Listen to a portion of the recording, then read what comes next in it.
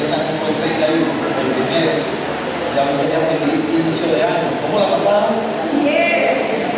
Bueno. ¿Hay metas para este año 2024?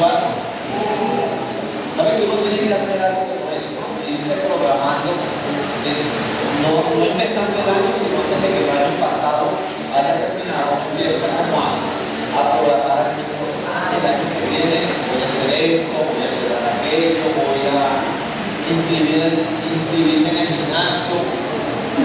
Por cierto que hace días que no nos veíamos y bueno, no sé, pero nos vemos como pasaditos de peso todos, ¿no?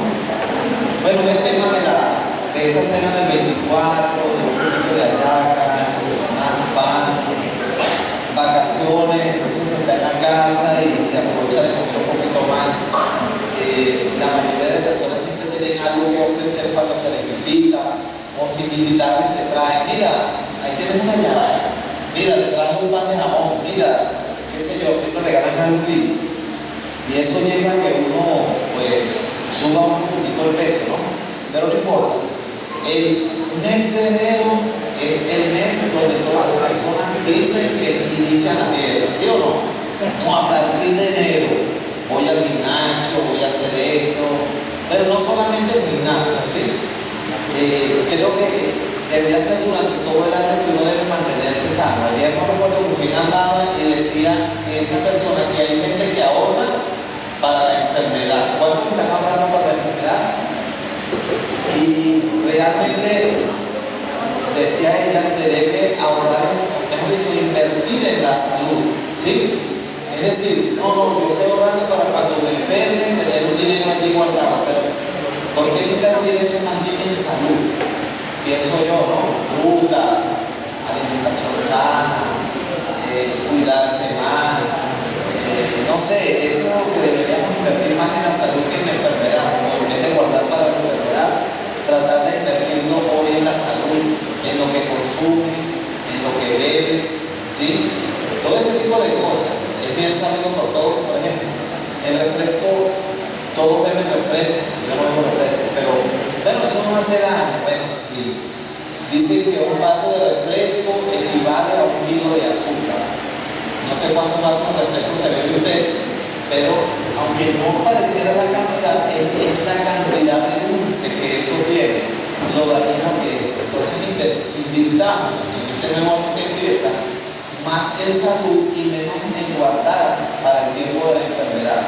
Empezamos desde ahorita a hacer cambios en la dieta, en muchas cosas. No esperemos solamente el mes de enero para reprogramar algunos tipos de comida o algunas cosas, sino como ya tener tiempo haciéndolo, ¿no? Esto hace daño, voy a minimizar, voy a disminuir o no voy a consumir. De alguna manera, bueno, Dios está interesado en que nosotros nos cuidemos, ¿sí?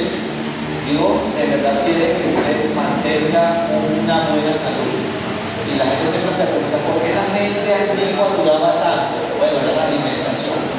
Menos comidas procesadas, menos, no había harinas, no había una cantidad de refrescos, no había una cantidad de cosas que hoy en día nosotros consumimos y a la larga pasa factura. Sí que la pasa.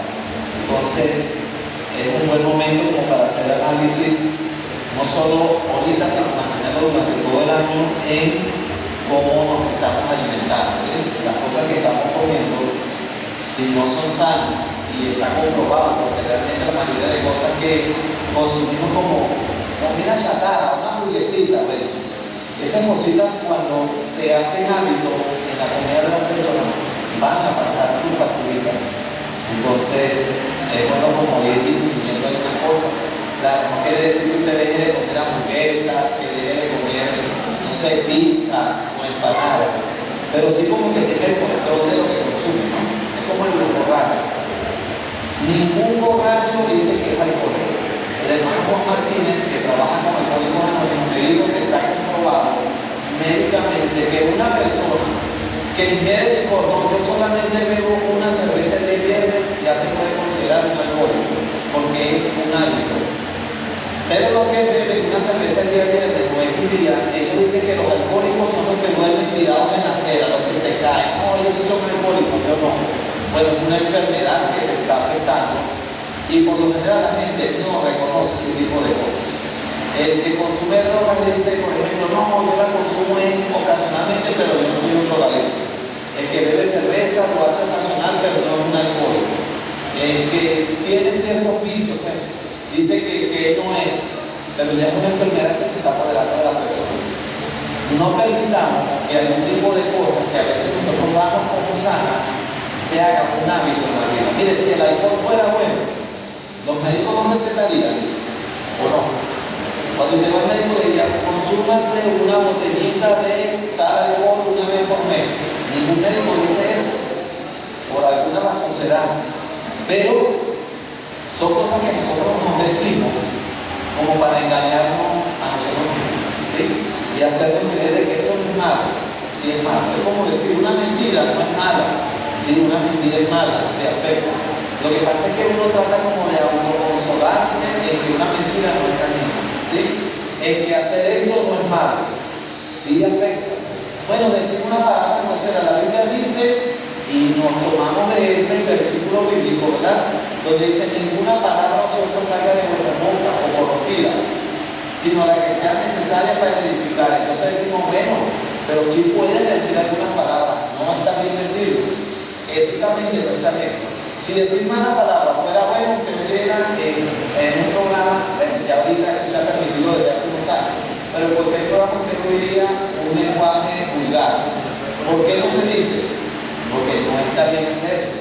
Entonces tratemos como de mantener la pulcritud aún en esas cosas para que nuestro testimonio a otras personas pueda traer el cambio necesario. El mundo ve cómo vivimos y saben, ve lo que hacemos. Y si lo hacemos mal, ellos te van a señalar y te lo van a decir con qué moral dice esto, con qué moral tú me puedes decir a mí que no fumes si yo te he visto aquí comprando cigarrillos, por ejemplo. Ese tipo de cosas. Un cigarro no hace daño, también se dice. Tuve un amigo por muchos años que me decía que su bisabuelo fumó desde no sé cuántos años y él tenía no sé cuántos años fumando cáncer de los pulmones. Entonces todos justificamos algo malo de alguna manera. Bien, vamos a la palabra de Dios. Hechos, quedamos los dos últimos jueves del año pasado, no se habló más de hechos, sino que fueron predicaciones libres. Entonces vamos a retomar Hechos capítulo 5, pero vamos a retomarlo haciendo memoria del versículo 1. Ananías y Zafira, hablamos un poquito de la historia y vamos a hablar a la parte que nos corresponde para el día de hoy. Hechos capítulo 5. ¿Alguien necesita una Biblia prestada? Se la prestamos con carácter devolutivo. Ajá, la hermana acá necesita una Biblia, una por allá necesita una Biblia. Otra Biblia por acá, ya se la vamos a hacer llegar. Hechos capítulo 5, versículo 1. Leemos, ¿lo tienen? Hechos 5:1 dice, pero cierto hombre, o vamos a leer desde el versículo 32 para traer la ilación del pensamiento de dónde venimos, ¿no? O por qué se hizo en Hechos capítulo 5. Porque se hizo, y vemos desde donde inicia, Hechos 4:32, dice que la multitud de los que habían creído era de un corazón humano, y ninguno decía ser suyo propio nada de lo que poseía, sino que tenían todas las cosas en común. Y con gran poder los apóstoles daban testimonio de la resurrección del Señor Jesús, y abundante gracia era sobre todos ellos. Así que no había entre ellos ningún necesitado, porque todos los que poseían heredades o casas las vendían y traían el precio de lo vendido y lo ponían a los pies de los apóstoles, y se repartía cada uno según su necesidad. Entonces José, a quien los apóstoles pusieron por sobrenombre Bernabé, que traducido es hijo de consolación, levita, natural de Chipre, como tenía una heredad, la vendió y trajo el precio y lo puso a los pies de los apóstoles. Aquí estamos viendo entonces que los apóstoles hacían cierta administración de algunos recursos financieros que ingresaban a las arcas, digamos, del grupo con el que con ellos estaban. En el capítulo 5 la historia continúa y dice: pero cierto hombre llamado Ananías, con Zafira, su mujer, vendió una heredad y sustrajo del precio, sabiéndolo también su mujer, y trayendo solo una parte, la puso a los pies de los apóstoles. Y dijo Pedro: Ananías, ¿por qué llenó Satanás tu corazón para que mintieses al Espíritu Santo y sustrajeses del precio de la heredad? Reteniéndola, no se te quedaba a ti, y vendida, no estaba en tu poder. ¿Por qué pusiste esto en tu corazón? No has vendido a los hombres, sino a Dios. Al oír Ananías estas palabras, cayó y expiró, y vino un gran temor sobre todos los que lo oyeron. Y levantándose los jóvenes, lo envolvieron, y sacándolo, lo sepultaron. Pasado un lapso como de 3 horas, sucedió que entró su mujer, no sabiendo lo que había acontecido. Entonces Pedro le dijo: dime, ¿vendiste en tanto la heredad? Y ella dijo: sí, en tanto. Y Pedro le dijo: ¿por qué convinisteis en tentar al Espíritu del Señor? Y he aquí a la puerta los pies de los que han sepultado a tu marido, y te sacarán a ti. Al instante ella cayó a los pies de él y expiró. Y cuando entraron los jóvenes, la hallaron muerta, y la sacaron y la sepultaron junto a su marido. Y vino gran temor sobre toda la iglesia y sobre todos los que oyeron estas cosas. El caso que acá sucedió, que viene desde el versículo 32, cuando había una comunidad de creyentes y todos compartían lo que tenían y nadie se adueñaba de lo que ya tenían, sino que decía: alguien, necesito tal cosa, y otros decían: bueno, yo te la doy, yo la tengo, yo te la regalo, o yo te ayudo, yo colaboro, yo aporto o yo apoyo. De alguna manera se había hecho una práctica común dentro de la iglesia. Ese tipo de prácticas son buenas hasta el momento en que vienen otras personas y quieren aprovecharse de las prácticas. No sé si me explico bien. Hay personas que son generosas, son dadivosas de corazón y comparten cualquier tipo de cosas que tienen. Pero hay otras que su intención no es buena. Entonces, como ven que eres generoso, que eres dadivoso, quieren aprovecharse de lo que tú tienes, y puede llegar el punto donde empiezan ellos a depender de lo que tú puedes ayudar o colaborar. Y te puedes dar cuenta de que, oye, pero todo empezó bien, pero ahora la persona, bárbaro, ya me está exigiendo casi un sueldo a la semana, ya me está exigiendo que la comida no sea cuando yo pueda, sino todos los días, ya me está exigiendo que yo no le dé posar en mi caso ocasionalmente, sino que quiere venirse a vivir conmigo, o como dice el hermano Daniel, te piden la cola pero quieren manejar el mercado. Entonces, ese tipo de prácticas que se habían hecho buenas dentro de la iglesia empiezan a traer cierta cantidad de problemas. Por ejemplo, en esta pareja, Ananías y Zafira, quienes posiblemente lo que hicieron fue bueno, ¿sí? Es decir, el hecho de haber vendido una heredad para ayudar a personas que no tuviesen, pero la intención de su corazón era mala. No sé si las promesas se hacían en público dentro de la iglesia. No sé si la persona de repente decía: voy a vender esto y voy a llevarlo para que pueda ayudarse a la gente que no tiene recursos para sostenerse, para sustentarse. No sé realmente cómo se proponía la idea de hacer, digamos, una colecta. Pero lo que sí sé es que ellos dijeron: vendemos la casa y entonces damos un precio, la vendemos y luego decimos la vendimos en menos para quedarnos con el dinero. La pregunta que Pedro le hace primero que nada allí a Ananías es: Ananías, ¿vendiste en tanto la heredad? Ananías podría haber dicho: no, Pedro, yo no la vendí en $500 o en 500 bolívares, yo realmente la vendí en 800, pero yo necesitaba un dinero porque tenía algunos gastos que hacer, X, lo que fuese, pero yo quiero donar para acá 500 bolívares. Y Pedro le hubiese dicho: excelente, está bien, recibimos un donativo, gracias por lo que dices. El problema fue que él quiso como tocar trompeta delante de todos, algo así como gloriarse: bueno, voy a vender mi propiedad y entonces para que todos vean que lo estoy haciendo y que la gente vea que yo vendí, ¿saben? Ese instinto humano de querer de repente presumir de lo que sabe, de lo que tiene o de cualquier cosa. Y Y aquí es donde radica el problema. Lo que hicieron fue bueno, pero la intención que había en su corazón era mala, porque ellos dijeron, la vendimos en tanto, luego decimos, mira, la vendimos en menos, y bueno, para que todos sepan, la vendimos en 500 bolívares y dimos todo el dinero a la iglesia, mintiendo así. Entonces Pedro trata de corregir la situación y le pregunta, mira, era el momento de corregir, ¿sí? Y de resarcir lo que se había planificado. Pedro, Ananías, lo vendiste a tal precio. Entonces él podía haber dicho la verdad, pero decidió seguir manteniendo la mentira. Sí, en tanto. Entonces Pedro le dice, mira, Ananías, lo que estás haciendo no está bien. Y conviniste en mentir al Espíritu Santo y viene lo que ustedes ya saben. Sucedió muy parecido al lingote de Acán en el Antiguo Testamento, no sé si lo recuerdan, cuando Dios había dicho que destruyeran todo y que el pueblo no tomase nada de lo que había allí en esa ciudad, porque todo estaba bajo maldición.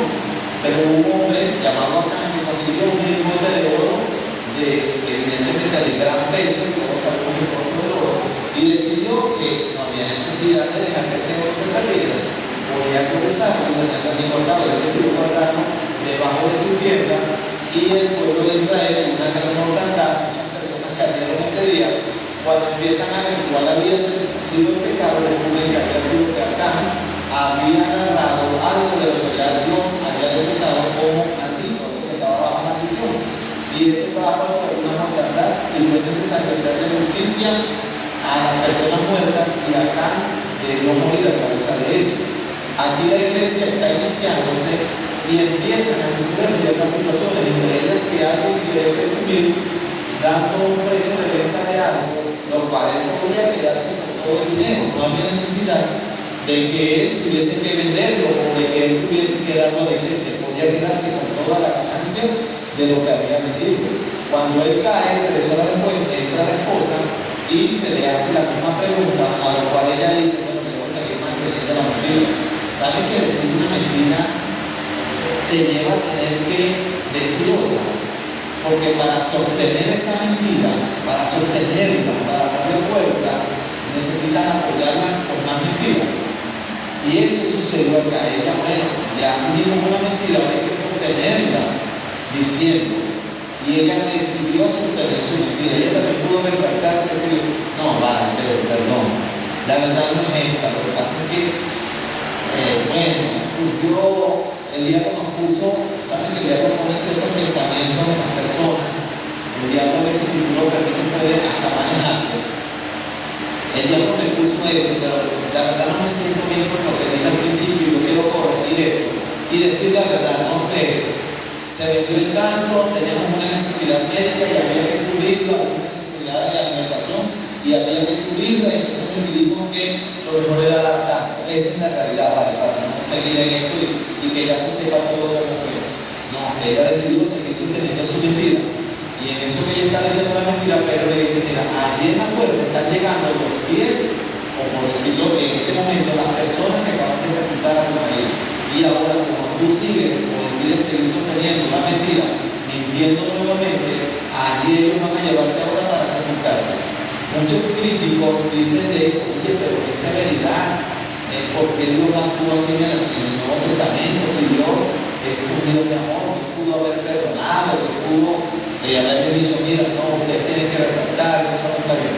Pero era el momento en que la iglesia empezaba a iniciarse y el Espíritu Santo tenía control sobre todas las cosas. Bien, y Pedro lo que trata es de persuadir a ellos para que se retracten del pecado. ¿Saben? Cuando una persona es descubierta en alguna actitud y alguien trata de disuadirla o de persuadirla de alguna manera que lo que estás haciendo no está bien, que debes corregirlo, pero la persona te dice, bueno, ya yo soy mayor de edad, o te dice algo como, bueno, ya yo estoy grande, o de repente te dice, bueno, es que yo sé lo que estoy haciendo y yo sé hasta dónde puedo llegar, o te dice, no, lo que estoy haciendo no está mal. Yo no lo veo como algo malo, yo lo veo como algo que está bien. Hacer este tipo de cosas no es tan malo, ¿no? Y como les decía al principio, siempre hay gente que trata de justificar algún hecho. Los que abusan de niños dicen, es que yo fui abusado, pero yo lo trato con cuidadito. Cosas como esas. Y uno dice, no, eso está malo, ¿cómo vas a decir eso? No, pero es que daño no va a hacer. Siempre la gente trata de justificar un mal, y acá ella lamentablemente no corrigió su posición, sino que decidió mantenerla sin que el cambio se vendió.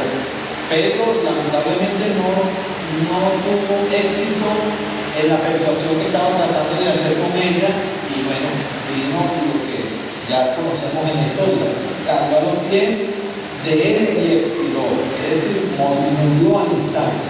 Óigame, no por no dar una ofrenda, ¿sí? No se trata de manipular a las personas para dar, porque mucha gente, muchas personas se toman a veces estos versículos para manipular a la gente a que dé, y que deben dar como se hacía en el libro de Hechos. No es la idea que está aquí plasmada, simplemente queda registrado para la historia la mala acción o el mal proceder de personas que en principio iniciaron bien, pero que lo que tenían en su corazón no era algo favorable. Anoche veíamos un programa de cómo se manipulan a las personas, y era sencillo. Sencillamente se llamó a 3 mujeres y un muchacho, y se les dijo que iban a hablar con una persona que tenía poderes psíquicos, ¿no? Y podía ayudarles en su pasado. Solamente que escribieran algunas cosas de lo que ellos habían vivido. Imagínense ustedes lo que vivieron en su infancia, escribanlo acá. Entonces la persona estaba seria, la que según era psíquico, vino allí y se llevó todo, los papeles que ellos habían escrito, y luego que se los llevan, ellos están allí esperando la respuesta del psíquico, y después traen un papel y le dicen: esta es la respuesta del psíquico. El psíquico, según se comunicó con lo que ellos escribieron, con la persona que redactaba el papel, y luego se lo trajo, y le trajo un papel a cada uno, y le dijo: lean la historia de lo que había en ese documento, en ese papel. Cada uno leyó su historia, y entonces sabemos cómo son las mujeres. Primero el marido del hombre, lo que se sintió con lo que el psíquico le había dicho de la realidad, y entonces el hombre pregunta: levanten la mano, ¿quién está relacionado con la historia que acaba de leer? Y los 4 levantaron la mano, y todos dijeron: pero ¿por qué todos? No era solo uno, pero todos coincidieron. Cuando le dicen: intercámbiense las cartas, se intercambian las cartas, y todos recibieron la misma carta. ¿Cuál fue la manipulación? Sencillamente que se le dijo a ellos: ustedes han sufrido, han pasado trabajo, y la gente, como por naturaleza somos seres que tenemos sentimientos, nos sentimos relacionados con ese tipo de cosas. Y entonces resulta que después se demostró todo era un engaño. Y así se trabaja con las masas, y así a veces se trabaja con las personas también. Se le puede manipular de alguna manera, y quienes saben hacer los trabajos de manipulación, créanme que lo van a hacer. ¿Cómo creen ustedes que Hitler logró conquistar media Europa cuando estaba en la época de la guerra? Porque manipulaba a las masas, controlaba a las masas, y eso les hacía a todos seguirlos ciegamente. Eso sigue pasando hoy en día. No crean que eso fue en la época pasada. En este momento hay muchas personas que están siendo manipuladas, manejadas, gente que sabe cómo controlar. Pero en este caso de Ananías y Zafira no estaba sucediendo ninguna manipulación ni control. Pero hoy en día sí se aplica en algunos lugares ese tipo de manipulaciones y de control. Aquí podemos ver que era el Espíritu Santo de Dios quien estaba obrando a favor de la iglesia y en favor de los discípulos que hacían la voluntad de Dios en todo lo que estaban haciendo. Lo interesante es que la historia no termina allí, la historia continúa, y vean cómo dice el verso 12: y por la mano de los apóstoles se hacían muchas señales y prodigios en el pueblo, y estaban todos unánimes en el pórtico de Salomón. De los demás, imagínense ustedes, ninguno se atrevía a juntarse con ellos. La gente temía: no te juntes, es peligroso. Mira, sucedió este incidente. Pero Dios estaba haciendo algo que después no se volvió a repetir más, y eran maravillas, prodigios y señales que solamente hallamos en Hechos, y especialmente en los primeros capítulos. Fíjense ustedes hasta el punto donde vamos, versículo 14: y los que creían en el Señor aumentaban más. ¿Ven? Gran número así de hombres como de mujeres, tanto que sacaban los enfermos a las calles y los ponían en camas y lechos, para que al pasar Pedro, al menos su sombra cayese sobre alguno de ellos. Es decir, la fe de la gente había crecido o aumentado tanto que que decían, saca a tus enfermos, ponlos en las camas, en las hamacas, en las esterillas, en lo que sea, donde lo puedas acostar, que cuando Pedro pase, su sombra, si la sombra lo toca, si la sombra de Pedro cae sobre ellos, son sanados. ¿Y saben qué? Sucedía. Y fíjense que el verso 16 dice, y aún de las ciudades vecinas, muchos venían a Jerusalén trayendo enfermos y atormentados espíritus inmundos, y todos eran sanados. O sea, no era que algunos sí y otros no. No era que se le decía, como ahorita se le manipula a la persona cuando le dicen, ven que Dios va a hacer el milagro, y ese milagro o la señal no se hace, entonces dicen, bueno, lo que pasa es que tú no tienes fe, por eso es que no te sanas. ¿Saben que hay diferencia entre sanidades y milagros, no? Sanidades es cuando tú adquieres una enfermedad, gripe, fiebre, no sé, una enfermedad terminal, y milagro es cuando naces con una discapacidad, como aquel hombre que leímos en el capítulo 3 de Hechos, que nació con una discapacidad. ¿Recuerdan cuál era? Cojo de nacimiento. Bueno, allí actuó un milagro, y en este caso estaban actuando sanidades. Pero no eran grandes campañas de sanidades como a veces se pregonan hoy en día. ¿Sabes? Saquen, traigan enfermos, se van a llevar la silla de ruedas y la persona va. Ya la silla de ruedas no carga a la persona, sino la persona va a cargar su silla de ruedas porque va a salir de aquí sano. Pero eso básicamente es lo que estaba sucediendo en ese momento. Pero solo sucede allí en Hechos. Después la historia no se repite. Era Dios obrando a través del poder de los apóstoles para sanar a las personas. Recuerden que les había dicho semanas atrás y leímos que Pablo les dijo a ellos, los judíos buscan, ¿recuerdan?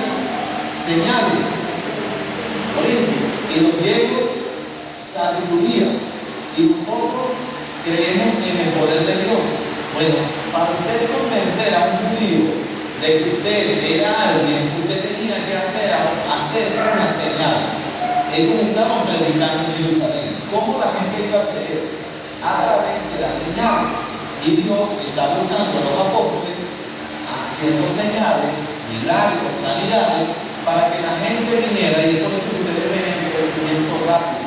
Pero eso fue a los judíos, ¿sí? En la época pasada, a quienes ustedes podían convencer con milagros y señales. Ya después eso fue menguando.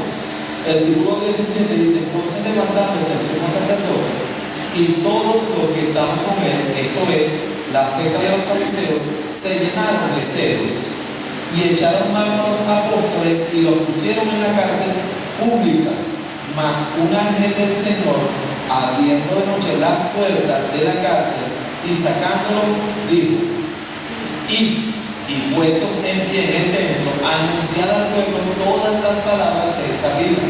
Habiendo oído esto, entraron de mañana en el templo y enseñaban. Entre tanto, dice acá, vinieron el sumo sacerdote y los que estaban con él, y convocaron al concilio y a todos los ancianos de los hijos de Israel, y enviaron a la cárcel para que fuesen traídos. Pero ellos estaban en la cárcel. ¿Estaban en la cárcel todavía, sí o no? No, ¿verdad? Seguro que acabamos de leer. Pero cuando llegaron los alguaciles, no los hallaron en la cárcel. Entonces volvieron y dieron aviso diciendo, por cierto, la cárcel hemos hallado cerrada con toda seguridad, y los guardas afuera debían de las puertas, mas cuando abrimos a nadie hallamos dentro. Cuando oyeron estas palabras, el sumo sacerdote y el jefe de la guardia del templo y los principales sacerdotes dudaban en qué vendría a parar. Imagínense ustedes aquello. Pero viendo uno, les dio esta noticia: o he aquí los varones que pusisteis en la cárcel están en el templo y enseñan al pueblo. Ustedes se pueden imaginar ya, la cárcel, ayer nos metimos en la cárcel, todo está normal, el candado, las cadenas no han sido violentadas, pero ellos no están. Y ahora viene alguien y nos dice que están en otro lugar. Algo está pasando. Esto no es normal. Pero para ellos fue como algo normal, no veo que hubo extrañeza allí. Entonces fue el jefe de la guardia, verso 26, con los alguaciles y los trajo sin violencia, porque temían ser apedreados por el pueblo. Imagínense la cantidad de gente que seguían los discípulos por ver señales y milagros. Cuando los trajeron, los presentaron en el concilio y el sumo sacerdote les preguntó, diciendo, ¿no os mandamos estrictamente que no enseñaseis en ese nombre? Y ahora habéis llenado a Jerusalén de vuestra doctrina y queréis echar sobre nosotros la sangre de ese hombre. Respondiendo Pedro y los apóstoles dijeron, es necesario obedecer a Dios antes que a los hombres. Por segunda vez, Pedro le recuerda al mismo sumo sacerdote que era necesario obedecer a Dios antes que a los hombres. ¿Dónde fue la primera vez? Hechos capítulo 4, versículo 29, donde también nos habían metido presos. Y entonces Pedro le recuerda a él, es necesario obedecer a Dios antes que a los hombres.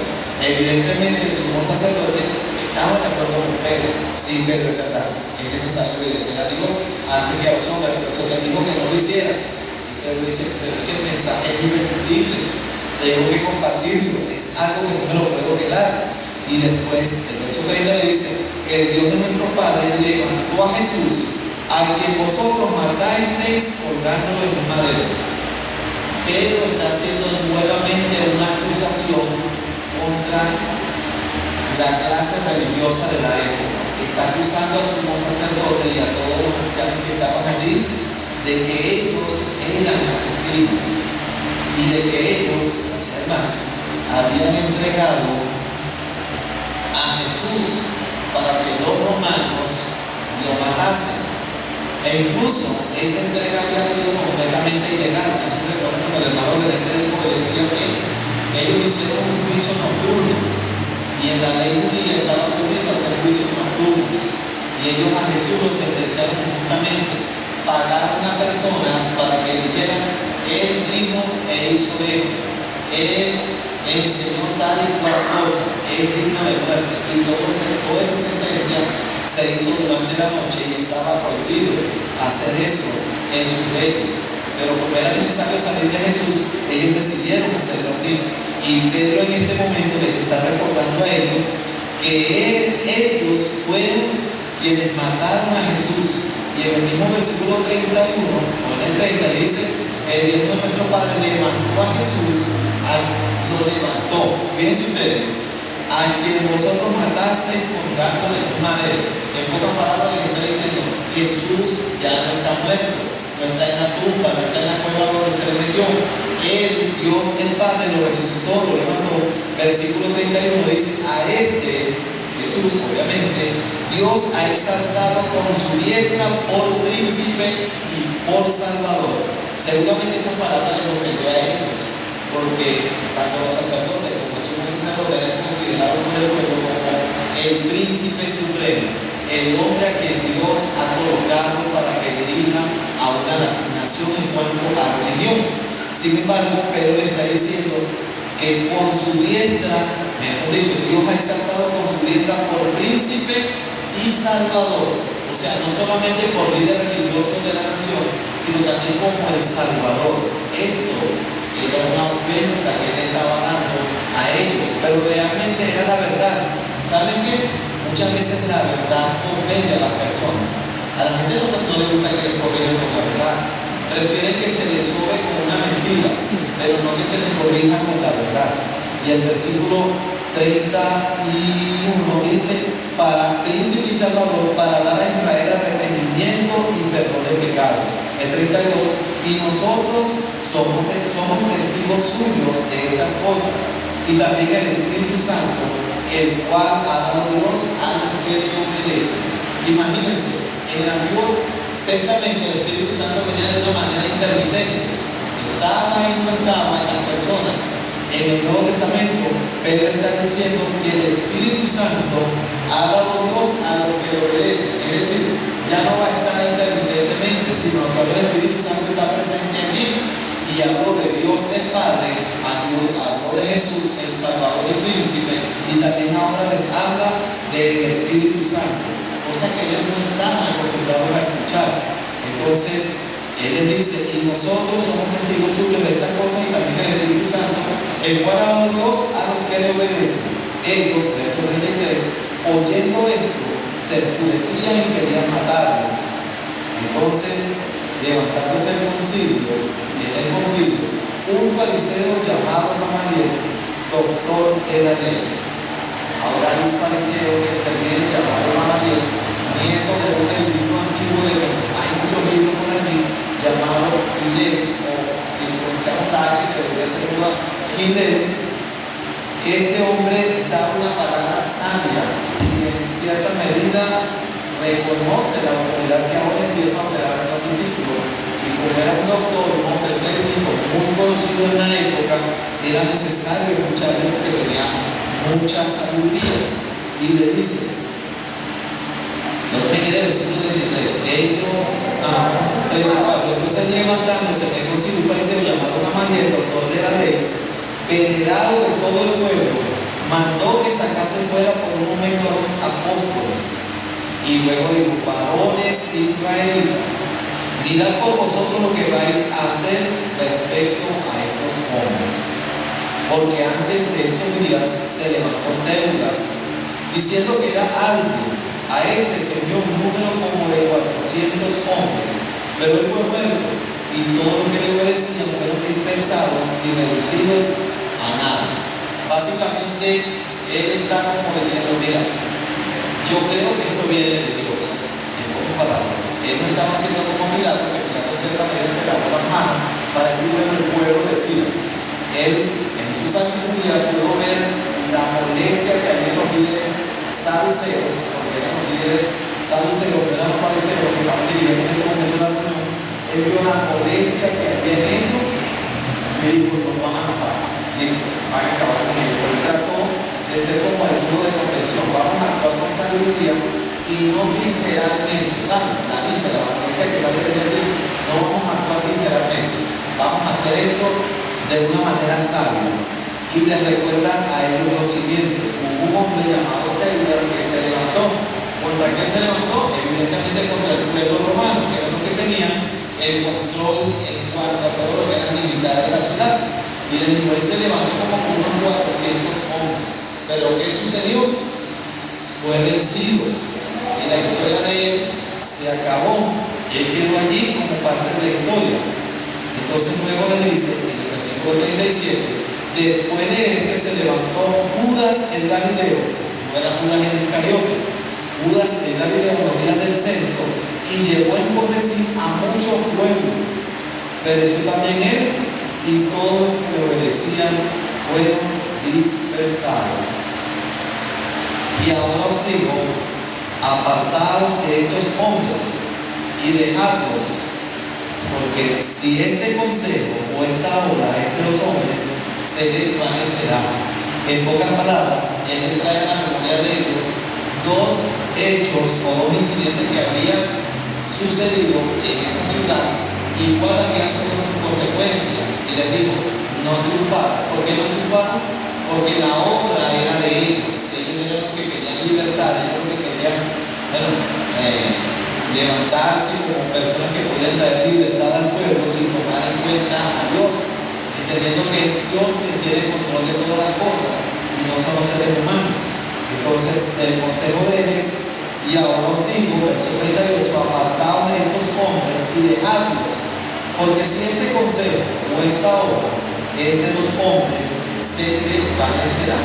¿Saben? Las cosas de los hombres no permanecen para siempre, permanecerán en la historia, muchas cosas que se hizo, pero lo real, mucho de todo se va a perder, y más cuando te estás levantando contra una casta religiosa como era la casta de los fariseos y de los saduceos, y aparte de los romanos. Imagínense ustedes, verso 39, mas si es de Dios, no la podréis destruir, no seáis tal vez hallados luchando contra Dios.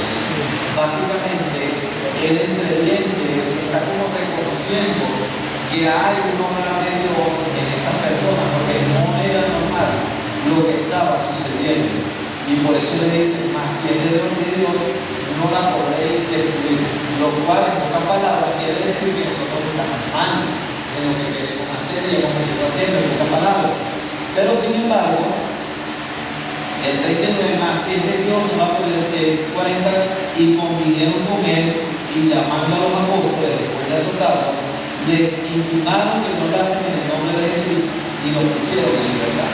De alguna manera, Dios usó a Gamaliel para traer palabras de sabiduría en ese momento donde era necesario, y esas palabras de sabiduría, ellos las escucharon, bajaron los ánimos, ustedes saben, de molestia que había, y dijeron: es verdad, si es de Dios, esto va a desaparecer, pero si no es de Dios, esto va a desaparecer pronto. Pero si es de Dios, esto va a ser imposible de detener.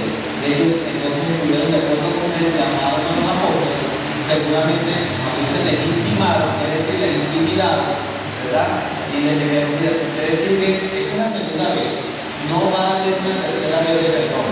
Y los azotaron. Saben que los judíos, los romanos daban 40 azotes y los judíos daban 39. La idea del judío de 39, porque en Éxodo capítulo 25 decía que no debería dar más de 40 azotes a una persona. Si tú dabas más de 40 azotes a una persona, estabas pecando. Y es bárbaro. O sea que hasta el 39 o hasta el 40 no era pecado, y 41 sí. Es como, no sé, como decir tomarse una cerveza no es malo, pero tomarse dos es malo. Algo así. O fumarse un cigarrillo no es malo, pero si te fumas dos, ya es malo. Entonces, ellos, los judíos, tenían una creencia para no equivocarnos en el conteo, porque somos humanos y podemos equivocarnos, tenemos solamente 39 azotes. Porque de repente nos equivocamos y damos 41 y entonces así pecamos. Entonces no vamos a dar solamente 39. Eran, ustedes saben, un poquito humanos, condescendientes en ese sentido, en el tema de no azotar más de lo que la ley exigía. Los romanos no les importaba. Había otra creencia entre ellos, y era que posiblemente el azote número 40 mataba. Hasta 39 no mataba, pero posiblemente el número 40 o 41 sí podía matar. Bueno, ciertamente los agarraron, los azotaron, los eliminaron, y no sé cuántas cosas más trataron de lavarles el cerebro, de hacerles creer, para que ellos no siguieran propagando la creencia en Jesús en todo el pueblo. Y luego dice el versículo 41: y ellos salieron de la presencia del concilio, tristes, dolidos y arrepentidos de lo que habían hecho. ¿Cómo dice? Gozosos de haber sido tenidos por dignos de padecer afrenta por causa del nombre. Imagínense ustedes, 39 azotes, hermano. Bueno, no sé si ustedes se acuerdan de la infancia cuando les sacudían el polvo del pantalón o del short. ¿Sí se acuerdan? Mire, uno quería correr y eran dos, no sé si tres, ¿verdad? Pero, vamos, eso dolía, eso ardía. Y uno tiene un jean en la época, uno usaba, no sé, de los 39 azotes a piel pelada. ¿Y saben qué? Los azotes no se daban con cuidado. No era tu papá que te iba a pegar, ¿sí? Era alguien que estaba acostumbrado a hacerlo y sabía dónde y cómo dar lo que lo diga, que daba más dolor. Tu papá te pega y bueno, por cierto, oye, sí. Pero esto no, esto daban con todas las ganas de dar a nosotros. Y ellos salieron entonces gozosos de haber sido tenidos por dignos de padecer afrenta por causa del nombre. Es decir, el dolor y el lavado de cerebro, la manipulación que trataron de hacer, no tenía efecto. Su amor por Dios y por la obra de Cristo superaba cualquier tipo de temor o de obstáculo que pudiese haber. Hermanos, esto era indetenible. No había manera, solamente que lo matasen. Pero ni aún así se podía detener lo que Dios estaba haciendo. Y en el versículo 41 dice: y todos los días en el templo, imagínense ustedes, siguieron asistiendo al templo, donde estaban los escribas y los fariseos. Es decir, iban a la cueva donde estaba el león. ¿Cómo se dice? A dormir, ¿no es? Van a dormir a la cueva del león, ¿no es? Entonces, ellos, bueno, siguieron asistiendo al templo y por las casas no cesaban de enseñar y predicar a Jesucristo. Había un gozo, había pasión, no era fanatismo, porque el fanatismo se acaba. No había nada de eso que pudiese detener lo que había en sus corazones. ¿Saben? La llama ardía. El fuego y la pasión por Dios no cesaba.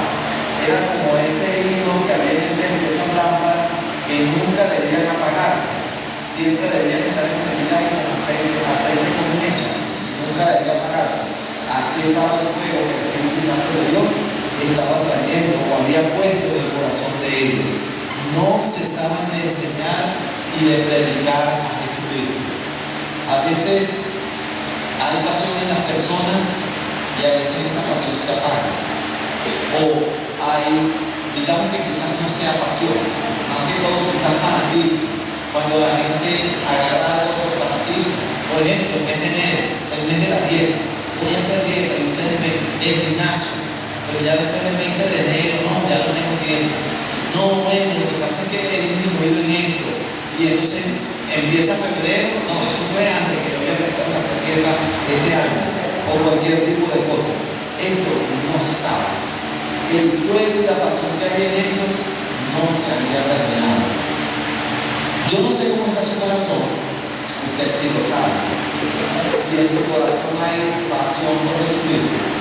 Primero que nada, si en su corazón realmente está Cristo, porque en el corazón de Ananías y Zafira, por lo visto no. En el corazón de Ananías y Zafira lo que había era la oportunidad de mostrar su ego y de mostrar cuán buenos eran ellos, pero no había quizás una buena intención de mostrar el amor de Dios. No sé si en su corazón hay ese fuego que tenían los discípulos, que nada podía hacer que cesaran de enseñar y de predicar a Jesucristo, o sencillamente era ese momento de emoción que habían tenido Ananías y Zafira en querer figurar o pararse allí en el púlpito o aparecer en la lista, si es que había una lista de las personas que podían meter más heredades o dar más cantidad de dinero. No sé cómo era eso, pero no era el mismo sentido, el mismo fuego que tenían los discípulos de seguir pregonando y hablando de Jesucristo con las personas. Y yo quiero invitarles a hacer una reflexión en este momento, no una reflexión para aquellos nuevos, sino una reflexión para el cambio. Inicia un nuevo año y cómo lo inicias. Señor, te doy las gracias en esta mañana, Dios Todopoderoso.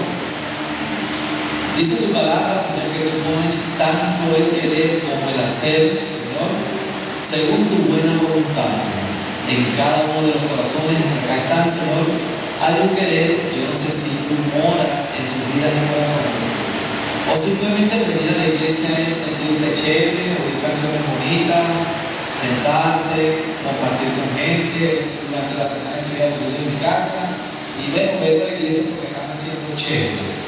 No se trata de sentirse chévere, sino de sentir que tú vives y moras en el corazón de cada persona. Señor, no conozco los corazones, pero si tu Espíritu Santo sí conoce.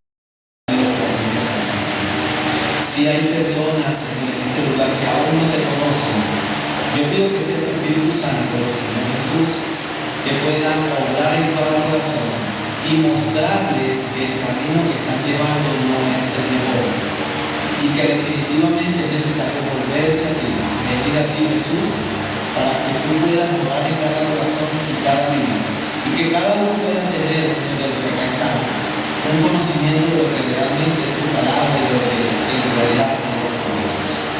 Ayuda a cada uno por sus vidas y en sus corazones. Hay un nuevo año 2024 que empieza para todos, Señor. Permite que cada uno de ellos pueda crecer y avanzar en ti, Señor Jesús, pidiendo y confiando, Señor, que tú lo puedes hacer. Gracias te damos. Amén y amén.